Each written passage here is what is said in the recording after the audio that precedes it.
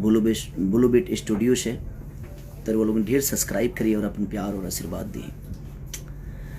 और जना के डांस मास्टर मुदस्सर खान जी, सिप्रा गोयल सिंगर और हाँ एक्टर। तो नमस्ते दोस्तों, रोमांटिक राजा सॉन्ग के लिए जो है खेसारी लाल यादव जी तुरंत लाइव आए थे। आपको बता दें कि बिहार और यूपी में बहुत ही बड़ा रोड पर होर्डिंग लग चुका है। अभी तक कोई भी भोजपुरी स्टार का होर्डिंग नहीं लगा है।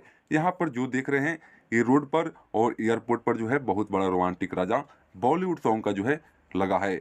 आपको बता दें कि इसमें जो है सिप्रा गोयल जी है और साथ में इनके खेसारी लाल यादव जी, यानी भोजपुरी के सुपरस्टार और दबंग स्टार कह सकते हैं।